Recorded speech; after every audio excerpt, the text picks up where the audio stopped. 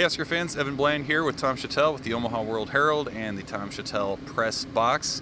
Nebraska coming back from sunny Los Angeles to a pretty rainy Lincoln here on a Monday. Matt Rhule again talking with reporters for about half an hour, Tom, and I think maybe the most striking thing that came out of the session today was how much Nebraska and its next opponent, Wisconsin, really mirror each other. Two new offensive coordinators, two teams at 5 wins, trying to reach a bowl, second-year coaches, kind of a different setup for Nebraska facing a team that's struggling as much as it is.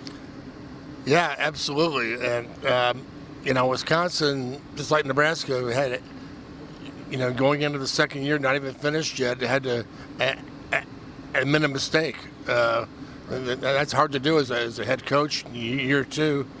But things were that bad. So this reminds me of what Wisconsin's going through with their old coaching legend Barry Alvarez working behind the scenes and being at least being critical vocally of the program. Reminds me of Nebraska after the guy rid of Frank Solich. And the ironies and the comparisons are just too thick right now. But yeah, Wisconsin's going through a lot of what Nebraska went through.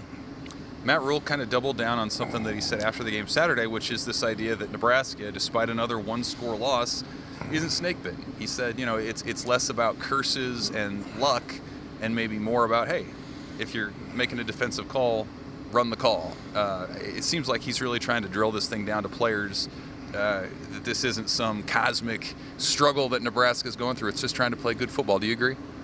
Yeah, I think Husker fans feel like they're snake bit because every coaching staff says the same stuff and goes through the same things, and we keep seeing the same mistakes over and over, no matter who the head coach is. So I think there's some fans who feel snake bit. Yeah, for sure. And the senior day too coming up for Nebraska this weekend. Last home game, Matt Rhule says 29, 30 guys are probably going to walk. He mentioned Marquise Buford and Jamari Butler, two veteran defenders, have asked to come back. That's maybe an influence of some of the older guys like Ty Robinson who stuck around. But I thought, Tom, Matt Rhule had a good thought about this is kind of the end of an era. Yeah. Next year you're going down to 105 roster limit. That's what it's going to be. The walk-on program, as we've known it, as Nebraska's run it, isn't going to be there anymore. You kind of take a step back and appreciate this last, I guess, iteration of what college football's been. Yeah, it's just hard for me to grasp right now that there's going to be 105, which is what it was in the 70s, or even above that for scholarships. But now it's going to be. I mean, I guess you could just have 85 scholarships and also have 20 walk-ons if you wanted to, but you don't want it. You want to have everybody. I mean, I'm hoping that they keep some walk-ons, but yeah, clearly the era of all those guys on all those players is over. It's just with college football the way it is right now. I think that I'm going to miss that part of Nebraska football, and I think a lot of people are too. But right now, the average Husker fan is saying, I just want to win. I don't care about the walk-ons. I don't care what it looks like. I just want to win.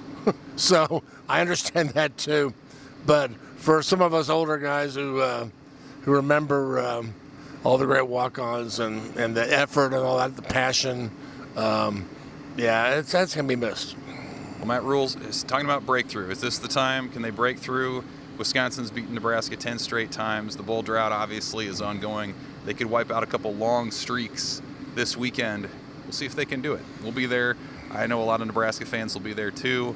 We'll see what happens. Dana Holgorsen, incidentally, is going to talk on Tuesday, so we'll hear from Nebraska's new offensive coordinator at that time as well. And then we'll see what they have for the home stretch here. So for Tom, I'm Evan. This is the Tom Shatel Press Box. Thanks for watching, Husker fans.